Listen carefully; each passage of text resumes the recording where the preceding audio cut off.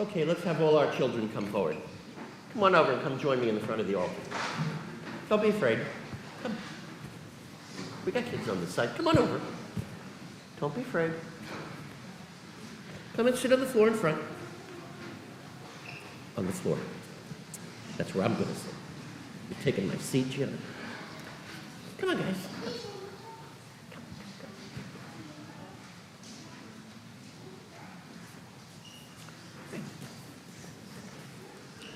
Some of them are a little timid, a little afraid to come forward. That's okay.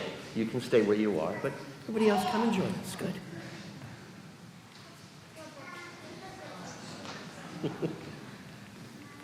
Good. Now I'm going to sit down with you here too, okay? What? Yeah, I am. Good morning, boys and girls. How are you? Are you alive? Are you awake? Good morning, boys and girls. Good morning, Father Carosa. Let's try that again. Good morning, boys and girls. Good morning, Father Carosa. Much better. All right, good.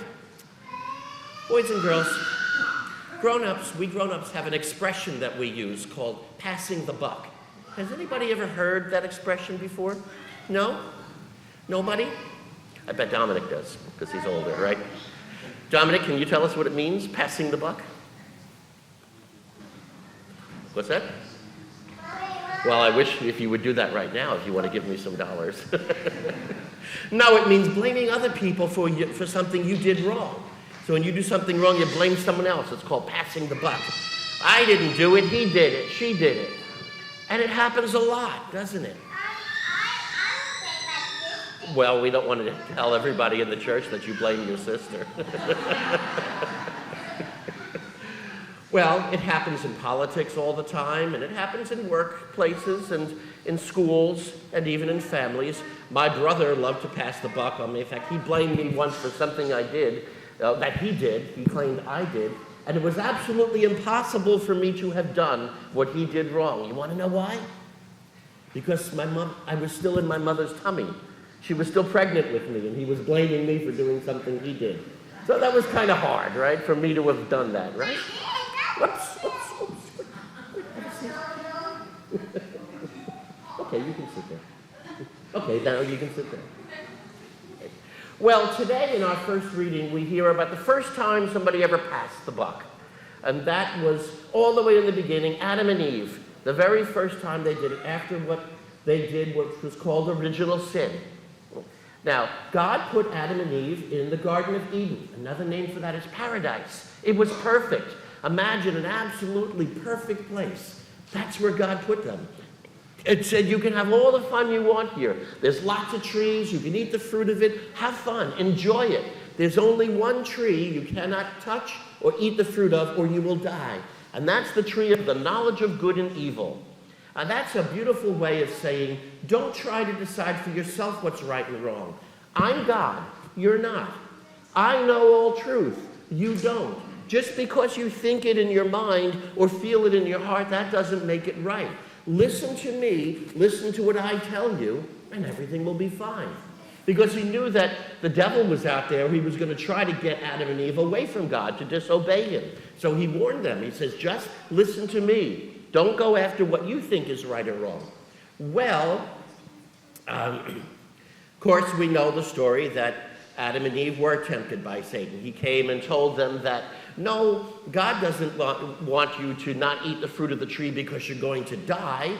No, he knows the minute you decide for yourself what's right and wrong, well, God won't have any power over you. See, he's trying to control you. He's trying to tell you to listen to him so that he can have all power over your life and he can be in control of everything. So he lied to them, told them that God was trying to control them rather than that God was trying to keep them from listening to his lies. And so he says this to Eve, and Eve says, hey, that sounds like a good idea. Okay, I'll eat the fruit of the tree. And she takes a piece of the fruit and she eats it. And then she turns to Adam and she gives it to him. And he goes, hey, Adam, eat this. So he eats it. What do you think, Adam? Not very sweet, could use some sugar. Adam. Okay, well, they ate the fruit.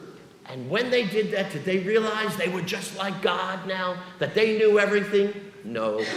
They realized They were naked. They had no clothing on. And before that, they had no clothing on, and it didn't matter to them. They were a husband and wife. Okay, they were married. It didn't matter to them, but all of a sudden it did. And God calls out to Adam right after he does that. They realize they made a big mistake. Okay, they listen to the devil's lie. God calls to Adam and says, "Where are you?" And he goes, "I heard you walking in the garden, so I hid myself because I was naked." And God says to him, "Who told you you were naked? You've eaten the fruit of the tree of which I forbade you to eat, didn't you?" And Adam says to God, "Yes, Lord, I'm sorry. You told us not to do it, and I did it anyway. I accept full responsibility for what I did, and I'm sorry. Please forgive me." Is that what he said? Not at all. Not at all. That's not what he said. He said that God asked him, "Why did you do that?" That woman. Talking about Eve, that woman. A few verses before, she was bone of my bones and flesh of my flesh. My little honey dove, my lovey-dovey, your pookie-wookie, and all those things that, that people would say about somebody they love. A few verses before, he loved her so much, and now all of a sudden, that woman whom you put here. He's also blaming God. If you hadn't made her, this wouldn't have happened. So he blamed Eve and he blamed God, passing the buck, blaming other people for what he did wrong. You notice he never said to God, "I'm sorry." He never said, "I'm sorry, God, forgive me." So God turns to Eve and asks Eve, "Why did you do that?" And Eve doesn't pass the buck. She tells the truth. She says, "The serpent tricked me into it, so I ate it." She tells the truth, but she also doesn't say, "I'm sorry, God, please forgive me." She never apologizes, never asks for forgiveness. So then God turns to the serpent, and he doesn't ask the serpent why he did it, because he didn't have a leg to stand on.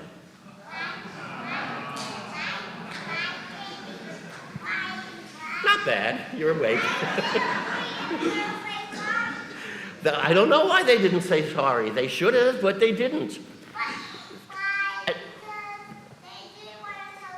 They didn't want to tell the truth, that's right. And you know what? Sometimes we do the same thing. We don't say we're sorry when we do something wrong. We blame somebody else for it. It's his fault. It's that person's fault.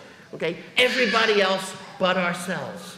And the message that God is telling us here today is, if you do something wrong, own up to it. Say you did something wrong. People will say, "You know what? At least you told the truth. You didn't lie. You didn't blame somebody else. You said, yes, I did something wrong." And that can help you. Let me tell you the story about a boy I worked with many years ago. We'll give him a name. We'll call him Joe. Okay? Joe was in the 8th grade, and Joe was always getting into trouble in school.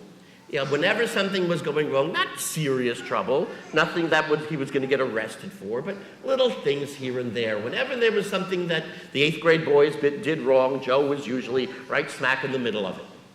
And, of course, the kids would be called in by the principal, and "I didn't do it, I wasn't there, I didn't do it."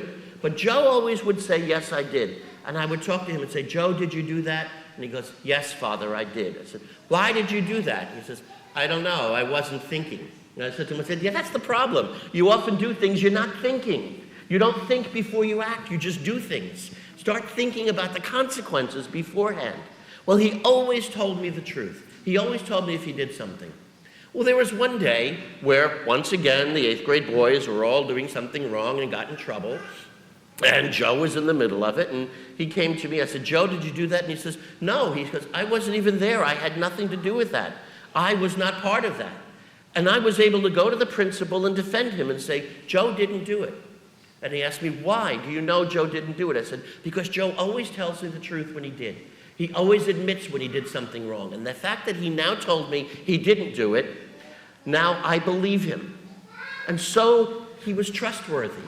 And we said to him, "At least you're telling the truth." Where if somebody lies all the time, when they are telling the truth, well, you can't believe them. You've lied to me all the other times. You blamed everybody else. How do I know you're not doing the same thing now, right?